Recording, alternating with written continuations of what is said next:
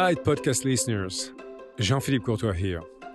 You may not be aware, but we are now in season 6 of the Positive Leadership Podcast. This is actually the 55th episode we have recorded. It's been 2 years since we started. Yes, 2 years. And in that time, I've spoken to leaders from all over the world, from Nigeria, India, Belgium, France, United States, CEOs, coaches, entrepreneurs, authors, changemakers, as well as specialists in positive psychology and neuroscience. They've been incredibly generous in sharing their success, the mistakes, and key pivotal moments that shape their personal and professional paths. For me, it's been the most amazing learning experience. So I wanted to take this moment to reflect back on some of the authentic stories that have helped me navigate my own positive leadership journey. And I also wanted to tell you more about myself. We've never done a really deep dive into my leadership story and philosophy. So that's what we're going to do today in this special episode. We'll be turning the tables. And to do so, I've invited my friend, my leadership coach, Michael Bungay Stanier, MBS, to interview me.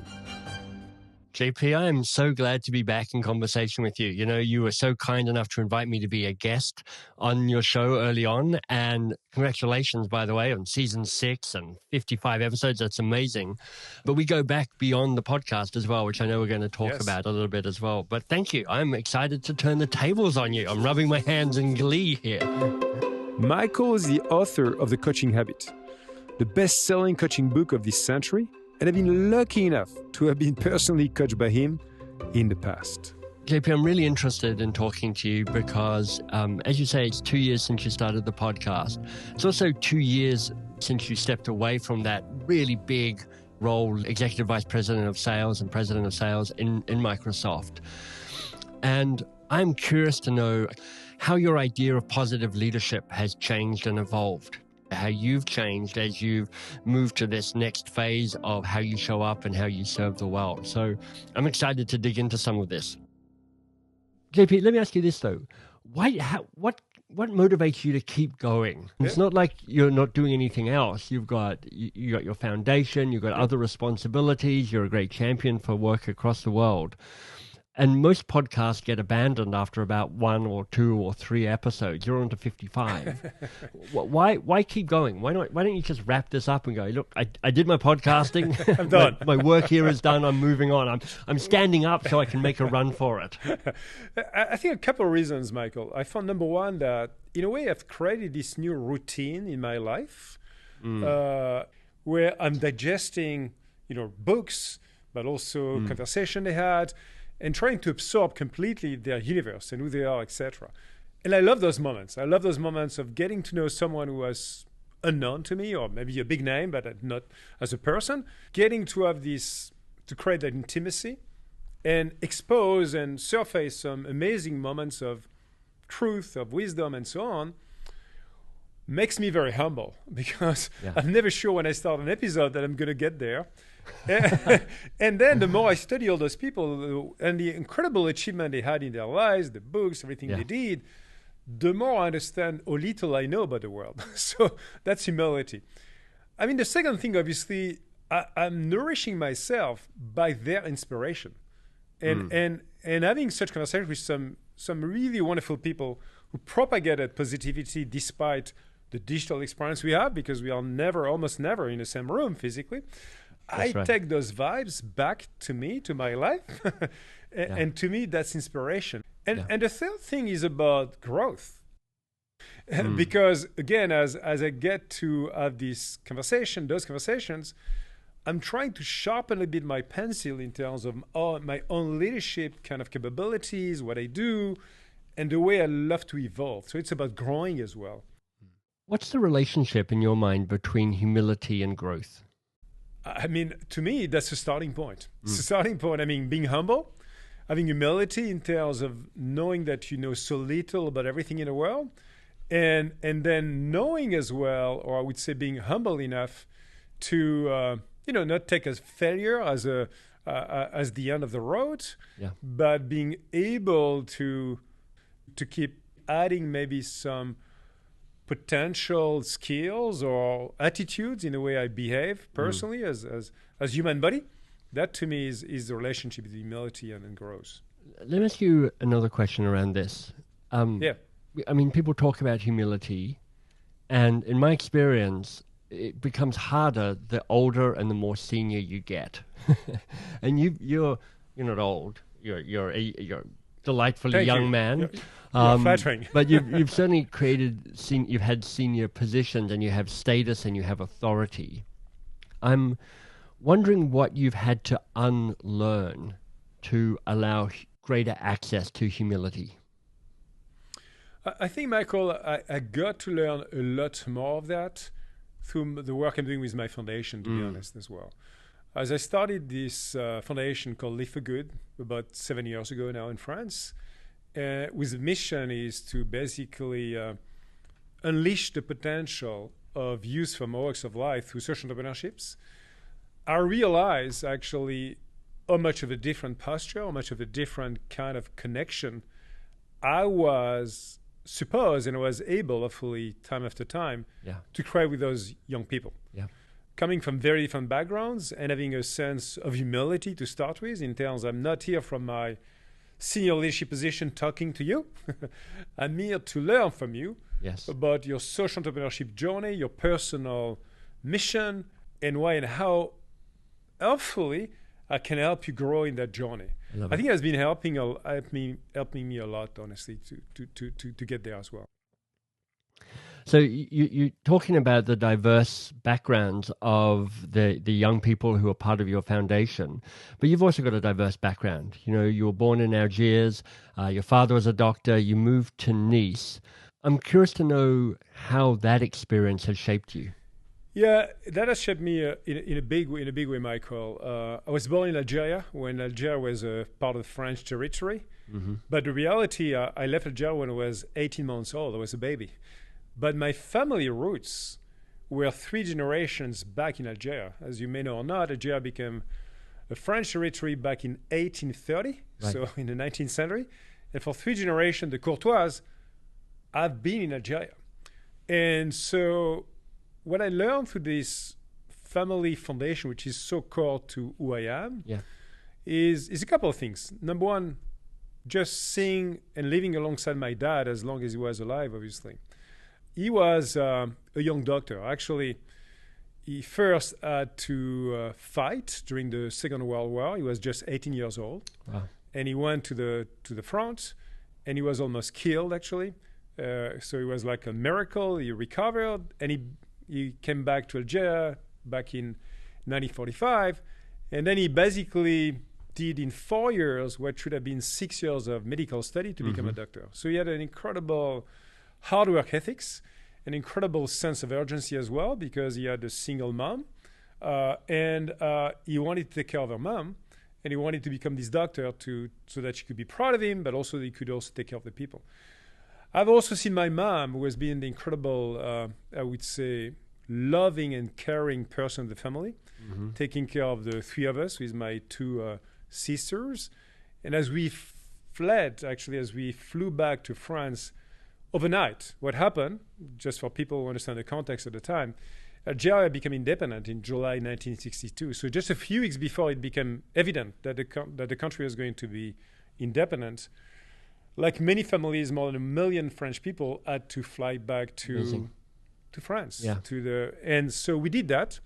We did that leaving everything behind us, a house and everything else. And basically my dad, with her aging mom, with her wife, and the 3 of us kids, we went to settle in Nice, where he basically had to fight literally to be able to open a medical office, because we are not welcome at all in France. I mean, it was interesting.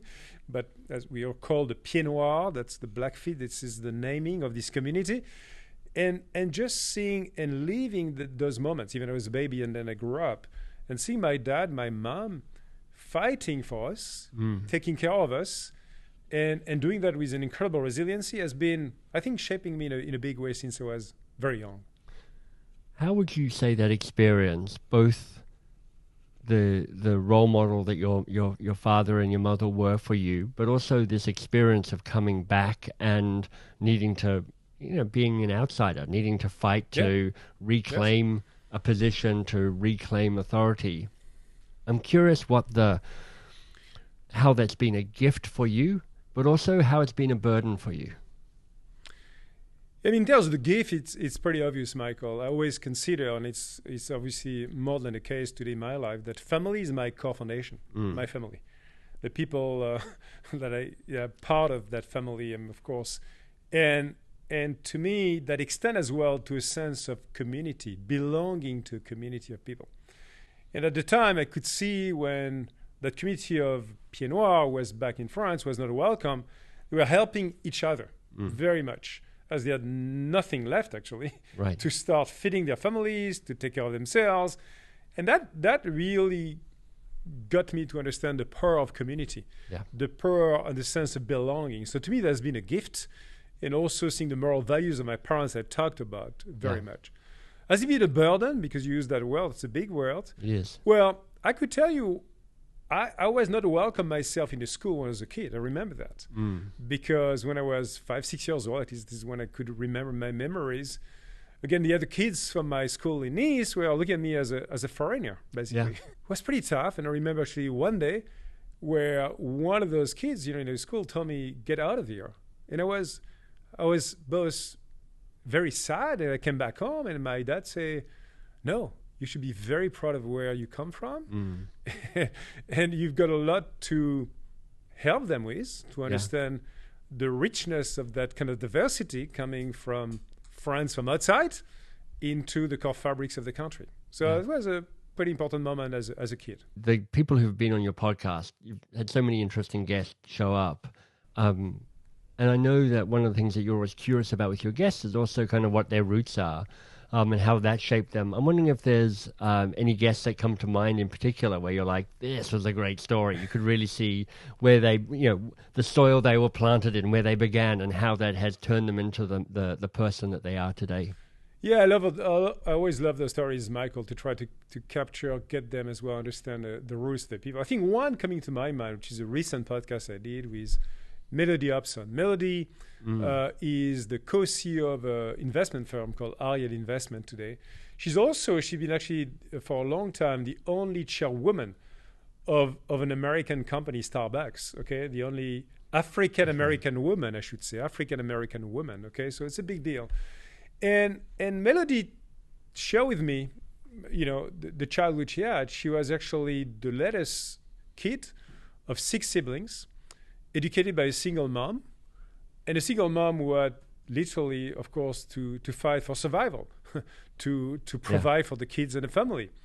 And Melody, being the last kid, of course, in the family, also had, in a way, to grow up much more rapidly, much more mature, much more sensibly. And she also shared with me and our listeners how much she internalized the power of the money, the power of taking care financially of your family and yourself. I had a lot of chaos in my life. We would get evicted, our phone would get disconnected, our lights would be turned off. Sometimes we'd live in an abandoned building. And so as a result of that, I was desperate to understand money. I wanted to understand how it worked. It wasn't about how much I would have. I wanted to live a comfortable, secure life. So financial services, I tell people my calling and my purpose in life was born out of my circumstance. And so very early on, Melody got this sense of urgency on financial literacy. And in a way, that's been a crucible moment. And this is the reason why, a few years after, and she graduated from Princeton University, she joined that firm, and she's been working there for more than 30 years. And she's helping out African-American owners of businesses to drive their business now in the US and globally. In 2020, in the wake of the police killing of George Floyd, I think in response to Jamie Dimon, a CEO of JP Morgan, you came up with a very special plan called the Project Black. Tell us more about where and how you shaped the plan, where this idea came about the plan, and what you're going to do with that investment. Yeah, so during the civil unrest that was occurring in our country, the summer of the murder of George Floyd, the vicious murder, Jamie called me. I'm on the board of JP Morgan, and he said, Melody, a lot of people want to help Black business. And he was toying with some ideas of bringing together Black investment firms like mine. And he said, Ariel could be a part of this. And he started naming firms. And I kept saying to him, Jamie, that firm's out of business. They're gone. Nope, don't exist. And it made the point of where we were as a society. So I said, how do we create a world in which we can bring capital and customers together to scale change in our society around Black and brown businesses, and therefore help narrow the wealth gap that exists in this country, in America specifically? Because 95% of minority businesses, that's businesses run by Black or Hispanic leaders, those businesses have less than $5 million in revenues. Wow. 95%. Wow. So I said, what if we create an opportunity for these Black and brown businesses to be scaled, to be tier one suppliers? Because the problem that we have is that if you have 95% of these businesses have less than $5 million in revenues, they're not big enough to do business with the giants.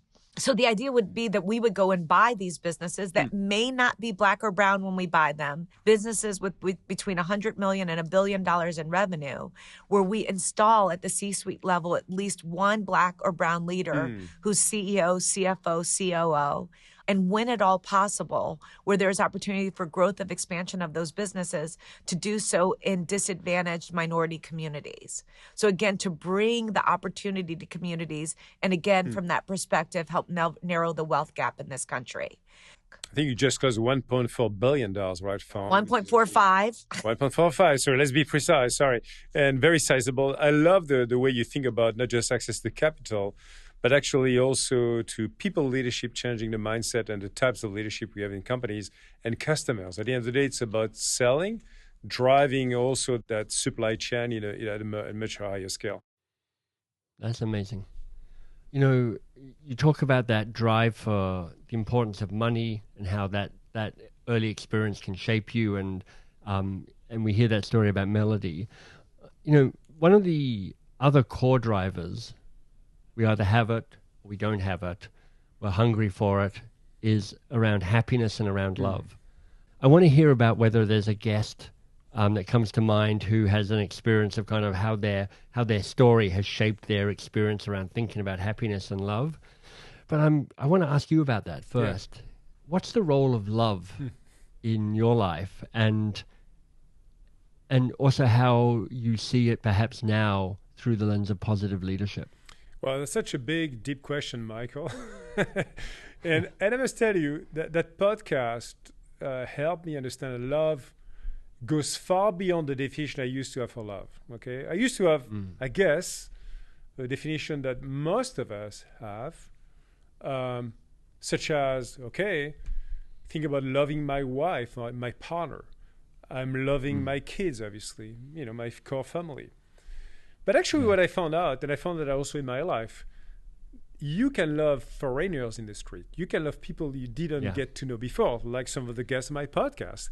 And you can have those moments of micro love, if I may call them this way, happening even a matter of a few minutes, of something happening to you or because of someone you are interacting with, doing something with, or supporting with, that really creates this moment of love. And this is something I've been enjoying a lot through my foundation in particular, not only, of course, but even in a way I'm provoking a lot more these days, meeting with a lot of people I never got to know before. So kind of broadening my circles of very different type of personalities and people. And I would tell you in my podcast, because you also asked me about maybe. I mean, I have many examples. Yeah. A great one really was my last one, a French lady called Perla Servan-Schreiber. I'm sorry because it's in French. For many of you may not be able to catch the episode. But Perla is 80 years old today. And she's the youngest positive leader I can ever see, I've ever met with. She used to be the head of a very famous magazine in France, actually Positive Psychology by accident. Okay. Oh, yeah, there we go. And she's been someone who had to endure some pretty tough tragedies, including the loss of her husband during COVID. Actually, recently, a well-known person in France as well. And the way she's talking about her moments of joy, the way she creates joys and happiness in her life. Doing cooking, doing some blogs today, blogs, writing books like you, Michael. She's writing books every 6 months. It's like incredible. And sharing your wisdom about the way you can nurture joy in your life at 80 years old and beyond was an amazing moment for me of gratitude in terms of learning from someone who's gone, and do so much actually in our life. That's fantastic. JP, you shared a little bit about that experience growing up. But one of the things that I think is extraordinary about you and unusual really is just how long a career you've had at Microsoft. You started back in the 80s, right at the beginning of the kind of the PC industry. I don't know how much revenue Microsoft was making back there, but it was like $1.95, and and it's now a multi-trillion-dollar company. So you've really grown through the organization. As the organization's grown, you've grown and evolved and changed. What were you like when you first joined Microsoft? What were you like as a leader? Well, I joined Microsoft back in 1984 was Right. May the 2nd. Okay, exactly. I can have that in my mind because May 1st is holidays in French. That's the right. Labor Day, right? course it Like is, many yeah. countries. And so my first day, I show up in Les Ulis, a very small suburb in the industrial area of Paris. And you have to remember, I was coming from Nice, so I was the guy coming from the south to the big center of the country. So it was Right. like, wow, okay. And we were less than 1,000 people globally. Wow. So a really small company. And I love that. I thought that in a startup company, I could prove myself more than in very established companies where I would enter as a and hopefully do something of my professional life. And Yeah. actually, at the time I was super charged. I mean, as a young manager, meaning I was incredibly high intensity, highly demanding on people, Yeah. but certainly also highly accountable. I've always believed that, hey, I'm the one being accountable, and when I'm being asked to do something, Right. I'm going to commit like hardcore to do the best and really delivering on expectation. So in many ways, high bar, asking people to do more what they could do all the time, Yeah. and driving them super hard in the details of the business, micromanaging the business. Right. Because of course I thought I was very smart and I could do all of that. So that was the young JP in a way. Yeah. 39 years later, you could say fast forward now. I realize, of course, that I'm here actually to get others to grow and flourish so that they can really deliver the best impact that our company would love to have in respect of the countries and the world we're operating as a global company. Yeah. And that got me to reflect and change a lot of my leadership attitudes or ways of dealing with people, and even the way I was spending my time on growing and developing people, as opposed to finding the solution for all those people. Yeah. The other thing has been also a lot about, in a way, having a much more direct connection to the impact that each one of the persons can have in their professional and personal lives. So in a way, connecting with the people, the way the work they do is meaningful to them in their own development, but also bring a positive impact in what we can achieve with our company organization. So really connecting the two, the company's kind of mission, organization, undertaking, and the person-owned development right here, right now. That's a pretty radical shift.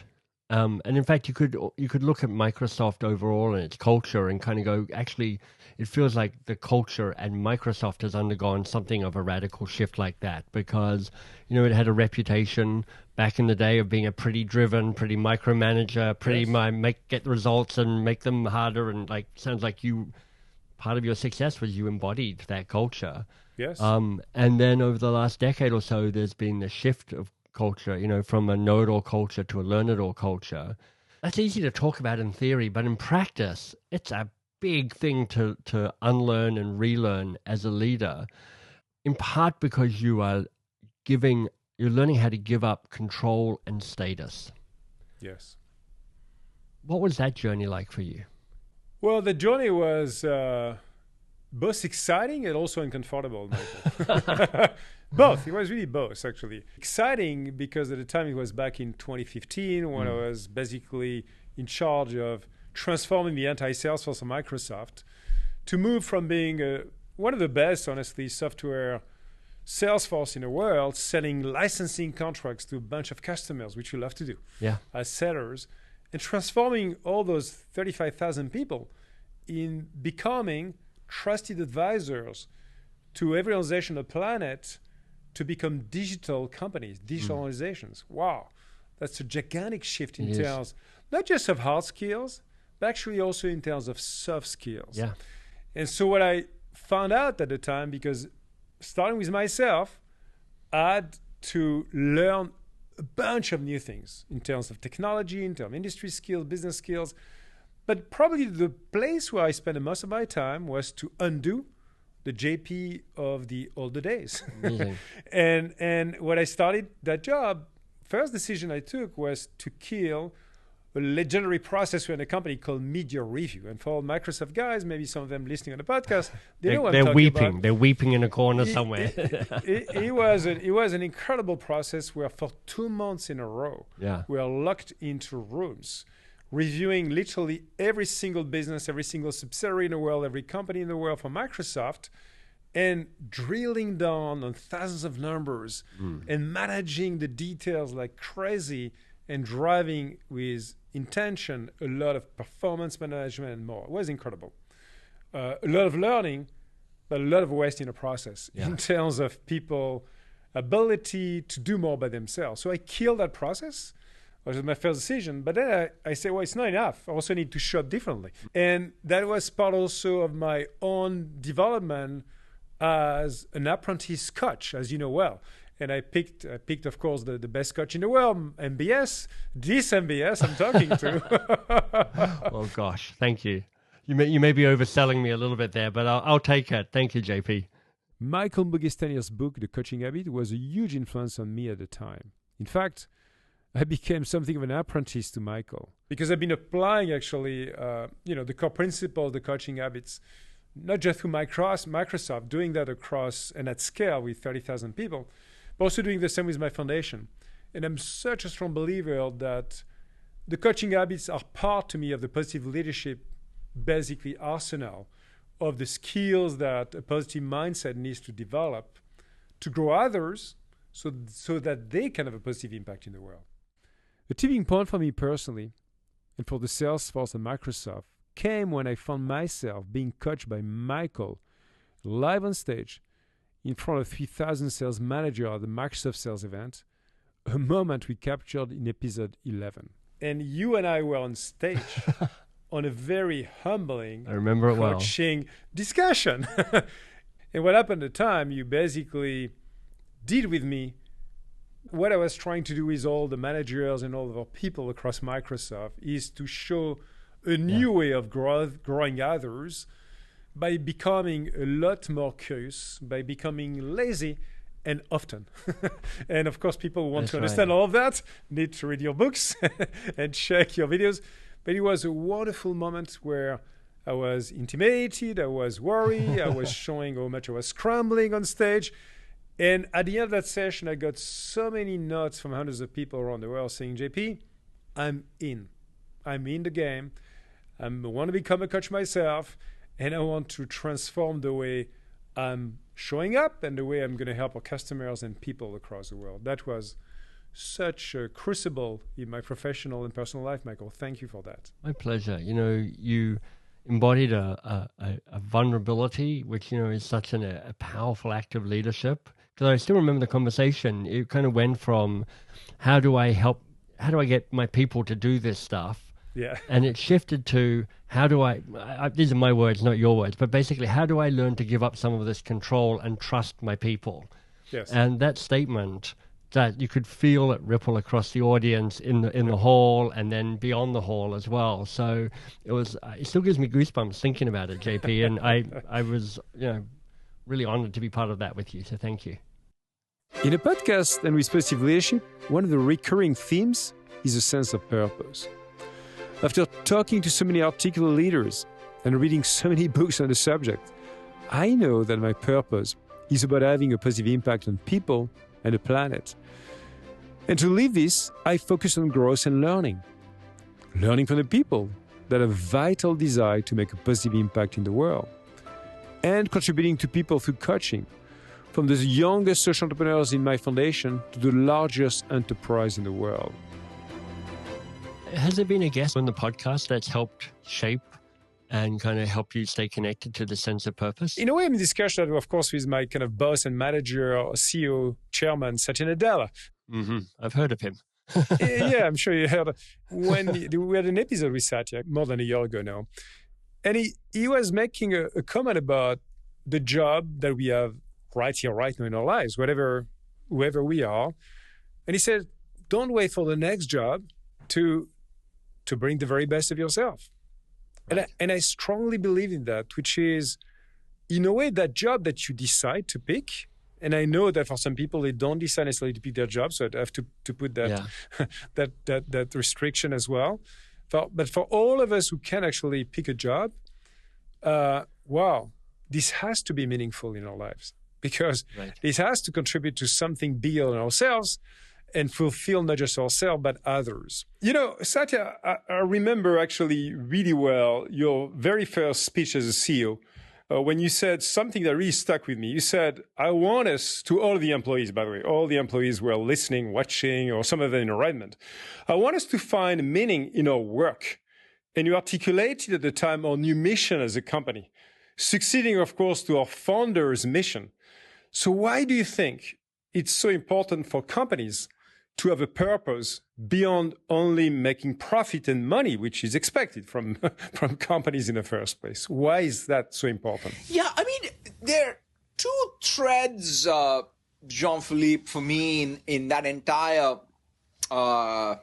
piece. I mean, for the two of us who've grown up essentially through our entire professional career at Microsoft, I felt that there was a reason why I stayed, you stayed. I felt that Microsoft represented in its essence something that caused me to commit. I wanted to invoke that at scale. So in some sense, it was just not by accident that 25 years of my life had gone through and I was still at Microsoft. And so I said, why is that? And it is because of that sense of purpose and mission of the company that I identified with. I always, we used to, at least when I joined, which was after you had joined, we used to talk about our mission as a PC in every home and every desk. And the reality is, by even the end of the 90s, at least in the developed world, we had more or less achieved that mission. I felt we kind of were a little lost, and we went on this journey. What is our mission then? And then as I reflected on it, the reality is, it dawned on me that was an audacious goal, right? When it was first uttered, but it was not the mission, the sense of purpose. In fact, I go back all the way to the founding of the company, because the idea behind Microsoft and saying, we'll create a basic interpreter for the Altair is about helping others, empowering others to build more technology. And so I wanted to invoke that in whatever reinvention I knew will come, only if we invoke a sense of mission, purpose, and pride, which got someone like me to stay in the company all those years.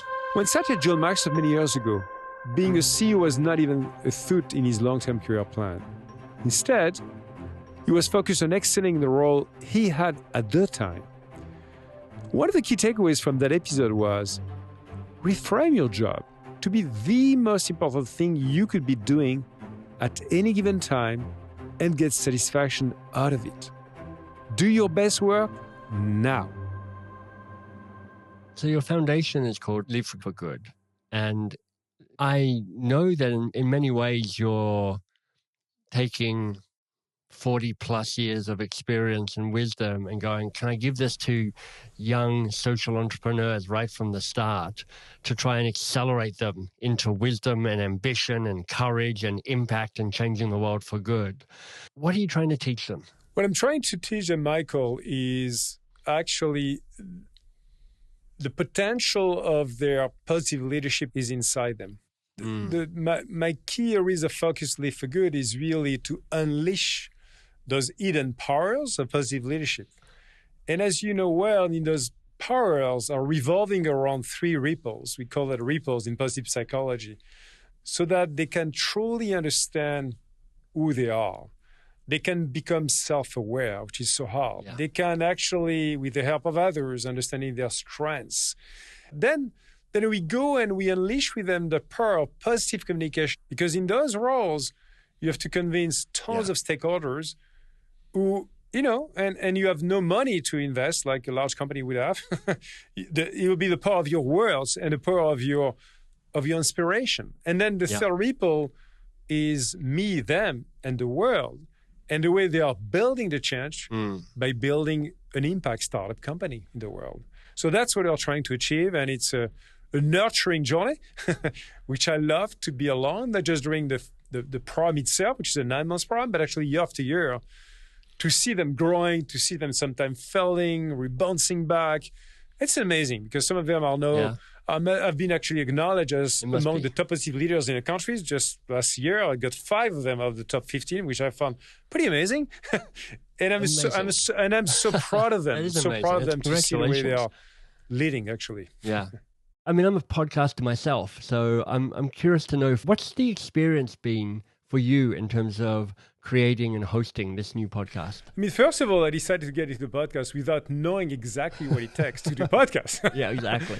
It's actually hard work first. Hard work to create that intimacy, that trust as well with someone you don't necessarily know, to give the best kind of wisdom, nuggets of knowledge that she or he has developed along the years. How do you accelerate intimacy, trust, and vulnerability? Because that's a useful gift to have as a podcast host.